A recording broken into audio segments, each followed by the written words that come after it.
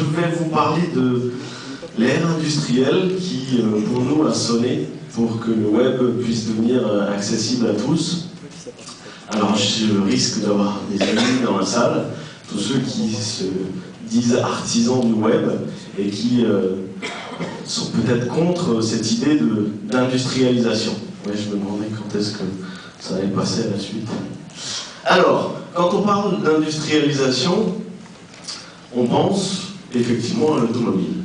Si aujourd'hui vous avez tous la capacité de rouler en voiture, c'est parce qu'il y a un certain nombre de bonhommes qui, vous en rappelez peut-être, à l'école, on a parlé du taylorisme, du fordisme. Et le dernier, c'est celui qui a fait les méthodes chez Toyota. Ce sont des gens qui ont fait en sorte d'analyser ce qui existait sur le marché. On construisait la voiture à l'époque comme des orfèvres, et ils se sont demandé comment est-ce qu'ils allaient pouvoir faire pour qu'un jour tout le monde puisse avoir accès à ce formidable outil. Dans le domaine du numérique, je ne vous ferai pas l'anthologie de Steve Jobs, mais c'est quelqu'un qui a certainement contribué le plus à faire en sorte que le numérique soit vulgarisé et que n'importe qui puisse avoir un jour un smartphone dans sa poche, en se basant sur trois axes: le design, l'expérience utilisateur et l'écosystème qui va tout autour. Alors, dans le web, par rapport à tout ça, où est-ce qu'on en est? Alors, on travaille chez nous depuis 11 ans autour de la très petite entreprise. En France, ça représente 90% des entreprises. Et les chiffres sont assez alarmants, puisque en France, moins de 30% de ces artisans, coiffeurs, boulangers, etc., sont équipés de sites internet. Alors la grande question qu'on s'est posée, c'est pourquoi? Pourquoi est-ce qu'en France, on est encore loin d'avoir un site par petit artisan? Et on s'est rendu compte que la plupart avaient systématiquement en tête ces mots-là. C'est compliqué, c'est cher, c'est une arnaque, c'est obsolète trop rapidement, c'est chronophage, c'est élitiste. Qui dans la salle a un site internet? Qui est coiffeur? Qui est boulanger? Effectivement, vous n'êtes pas forcément le public le plus à même de trouver ce type de problématique. Qui dans la salle a un site internet et a trouvé ça extrêmement simple à mettre en œuvre? Il y a déjà moins de monde. Alors pourquoi? Alors que vous êtes dans le domaine du web, pourquoi c'est encore considéré comme compliqué? C'est parce qu'on y rajoute en plus, bien souvent, des nouveaux mots. Hébergement, open source, CMS, backup. Donc pour vous, ça peut paraître assez facile à comprendre, mais imaginez ces mots-là au boulanger du coin. Je vous laisse imaginer pourquoi il part régulièrement au courant. C'est un peu comme si, pour avoir une voiture aujourd'hui, il fallait qu'on achète les pièces, qu'on vérifie leur compatibilité, qu'on achète les outils, qu'on monte sa voiture, qu'on choisisse un type de carburant parmi des milliers. Il fallait lire le manuel à chaque fois qu'on veut lancer ses essuie-glaces, changer de type de roue pour chaque type de route, changer de carrosserie à chaque saison, passer à la révision 17 fois par an, les spécialistes de Joomla se reconnaîtront, et espérer à chaque révision que la voiture redémarre. On est loin d'aller chez un concessionnaire, dire « je veux un site web, est-ce que vous pouvez me le livrer tout de suite ?» Je veux partir avec. Ces constats-là, en fait, c'est aussi bien si on est néophyte que prod web, puisque les problématiques sont systématiques. Alors, est-ce que ça vaut le coup de s'intéresser à cette cible? En France, les chiffres parlent d'eux-mêmes. On a moins de 30% des petites entreprises qui sont équipées, et 50% de celles qui sont équipées disent s'être équipées en amateur. Hein, c'est bien souvent le cousin de la belle-sœur qui habite au coin de la rue qui lui a monté.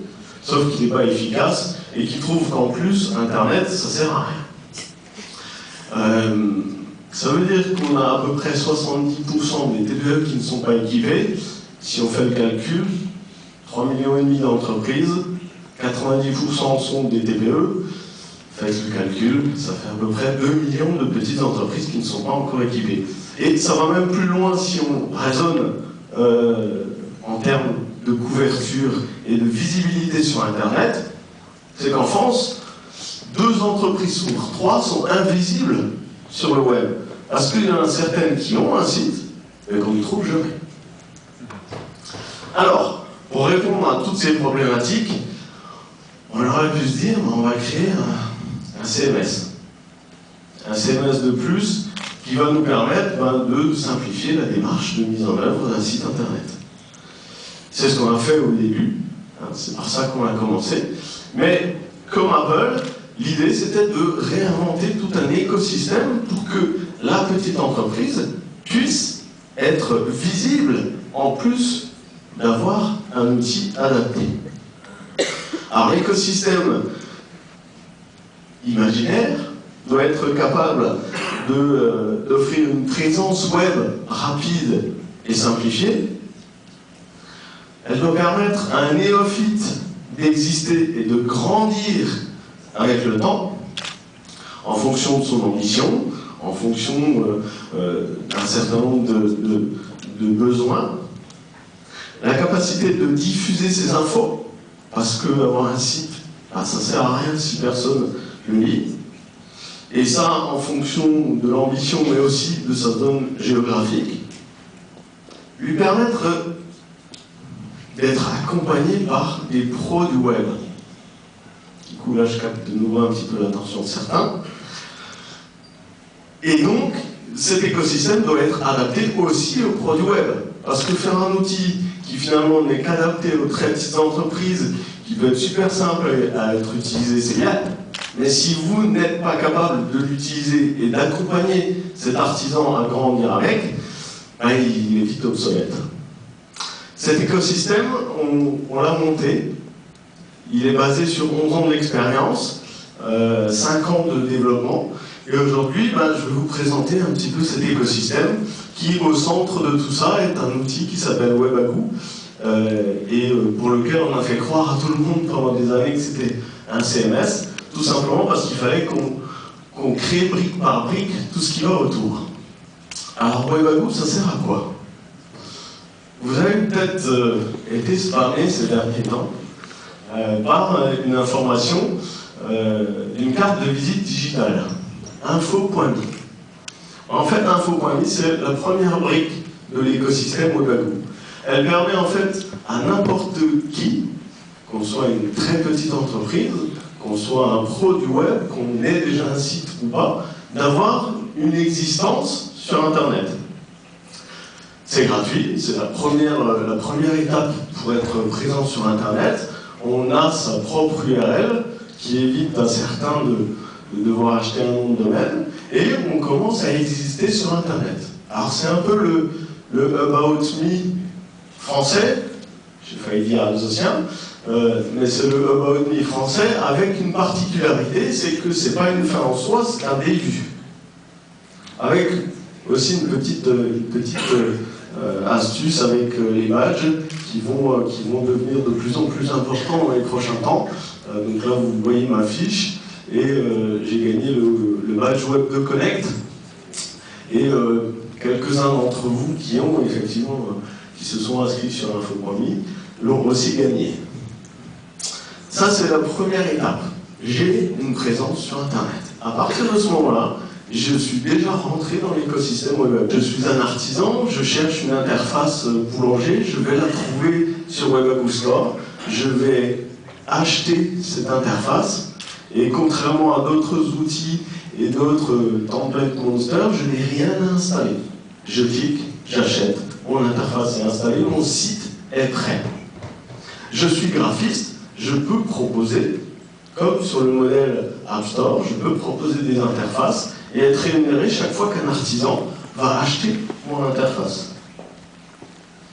Troisième brique de cet écosystème, une visibilité de proximité.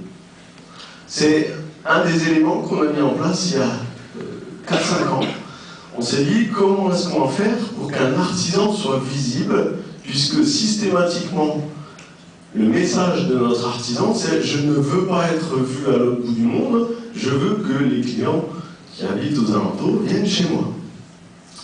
Pour répondre à ça, on a créé un portail par ville, par canton, par département, par région de France. 38 000 portails, un peu plus même, qui sont au départ juste des annuaires des petites entreprises, il y a un peu plus de 4 millions d'entreprises qui sont référencées dedans, et dès l'instant où on a un Webagoo, on a une présence qui est un petit peu plus avancée, et j'ai la possibilité de choisir l'étendue de promotion de mes actions. Chaque fois que je vais publier un billet de blog ou une actualité sur mon site, elle va être répercutée sur la zone de chalandise que j'aurais choisie.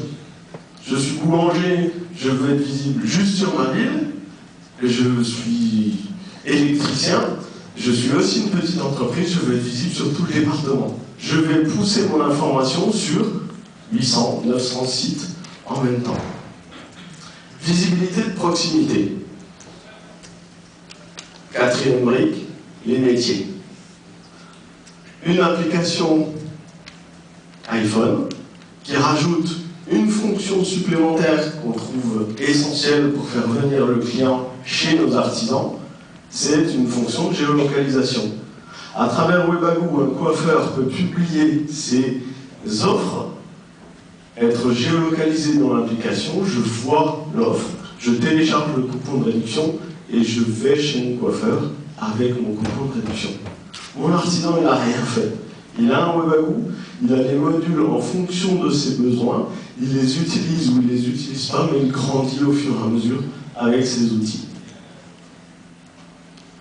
60% des artisans, des chefs d'entreprise disent vouloir être accompagnés par des professionnels. Et à tous ceux dont ça fait peur de se dire mais si demain le web devient extrêmement simple, qu'est-ce que je veux faire? J'ai tendance à dire c'est pas parce qu'on a industrialisé les voitures qu'il n'y a plus de garagistes, bien au contraire. Et pour ça on a mis en place des outils. Autre strate de cet écosystème, donner des outils performants aux pros du web pour pouvoir avoir toutes les armes pour proposer des offres aux artisans. Puisque bien souvent, quand on est un pro du web, qu'on utilise des outils classiques, on se rend compte que, en dessous d'un certain budget, qui englobe bien souvent la mise en œuvre, on ne peut pas descendre. Avec Webagoo, on s'est donné comme mission de faire en sorte que ce qu'un pro de l'open source fait en 3 heures, ce soit fait en un clic. Et je dirais même plus, il faut que ça aille plus loin, puisqu'on a mis à disposition de nos distributeurs, donc de tous ces indépendants qui sont webmasters, web designers, ou qui sont en relation avec les très petites entreprises, on a mis en place un outil qui leur permet de générer un devis, de l'envoyer à leurs clients. J'ai juste à saisir un certain nombre de champs. J'ai quasiment toutes les prestations imaginables qui sont autour du web, en tout cas adaptées à la petite entreprise. Je génère le PDF, je l'envoie à mon client. Et en même temps, j'ai généré le Webagoo avec tous les modules que j'ai mis dans mon devis. À partir du devis, j'ai déjà installé mon site. Et quand je suis dans mon site, j'ai absolument toutes les fonctions qu'on peut avoir besoin et qu'on trouve dans tous les autres CMS. L'avantage, c'est que c'est déjà 5 ans d'expérience, on est à la version 5, et on a développé absolument tout ce que vous trouvez dans la plupart des CMS. En tout cas, toutes les fonctions qui sont nécessaires à notre cible, la très petite entreprise. Les pros du web, les web designers peuvent s'éclater, ils ont accès à toute la CSS, ils peuvent tout modifier. On va jusqu'à la boutique en ligne personnalisée, avec tout ce que vous pouvez imaginer, toutes les folies que vous pouvez nous demander, la plupart sont dedans. On essaye de vulgariser le web, pour que ça fasse plus peur à nos artisans. On est les derniers en France. Angleterre, 80% des artisans sont équipés. Aux États-Unis, ça fera le 99. Je ne dis pas qu'ils sont équipés des meilleurs outils, mais en tout cas, le taux est impressionnant par rapport à nous. Alors, pour y arriver, on a mis en place des plateformes comme Webagoo TV, sur laquelle vous trouverez des conseils quand vous êtes pro du web, comment est-ce que vous pouvez toucher cette cible, et quand vous êtes artisan, de la vulgarisation, comment utiliser tel ou tel outil. Et régulièrement, on fait des conférences. D'ailleurs, Jeff, normalement, tu n'oublies pas, tu dois animer une conférence mercredi sur Twitter, qui sera présentée sur Webagoo TV. Nous pouvons tous participer à cette évangélisation. Tous dans cette salle, je dirais même, vous devez participer à cette évangélisation. Et tous dans cette salle, et là j'emmène ma main au feu, vous pouvez participer à cet écosystème. Que vous soyez un indépendant, que vous soyez un prestataire web, que vous soyez un graphiste, vous pouvez proposer des interfaces. Vous n'êtes même pas obligé d'utiliser Webagoo, mais proposer des interfaces pour les artisans. Quand vous créez une interface qui est refusée par un de vos clients, qu'est-ce qui vous empêche de la transformer, de la mettre en générique, ou de l'adapter à différents métiers, de la proposer à la plateforme? Qui sait? Vous aurez peut-être des artisans qui seront contents de trouver une interface pour leur métier. Vous êtes développeur, on va bientôt vous donner la possibilité de développer, comme dans l'App Store, des modules compatibles avec Webagoo. On va ouvrir le SDK, certaines SS2I y travaillent déjà. On a des partenariats qui commencent à se mettre en place avec des gens qui ont développé des outils qui sont adaptés à la petite entreprise, en tout cas qui vont les aider à se faire connaître. Ensuite, vous êtes un concurrent, vous développez un CMS. Rien n'empêche qu'avec votre CMS, vous puissiez vous greffer sur notre réseau de portails de visibilité géographique ou vers les applications mobiles, parce que tout se fait par web service. L'objectif n'est pas d'imposer Webagoo à tout le monde, l'objectif est de donner la possibilité à chaque artisan d'avoir une présence sur Internet. Et bien sûr, on sera très content de vous expliquer quels sont les avantages de Webagoo par rapport à un WordPress. Mais on n'est pas raciste. Vous pouvez utiliser WordPress, il suffit de développer le module qui va permettre de publier dans tout ça. Je dirais, toutes les personnes qui sont dans cette salle, vous êtes investisseurs, vous pouvez participer à l'écosystème Webagoo. On va lancer une deuxième levée de fonds. Vous êtes les bienvenus, vous êtes banquier. Non, pas banquier. vous êtes référenceur, vous allez pouvoir participer à l'écosystème Webagoo en proposant vos services, puisqu'on va ouvrir bientôt à la plateforme Webagoo Store la possibilité de proposer ces prestations.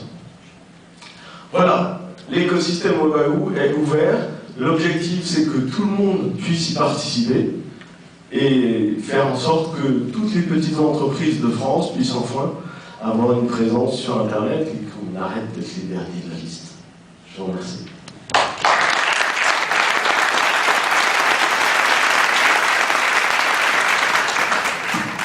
Merci beaucoup, Michael. On va faire comme d'habitude, 2 personnes.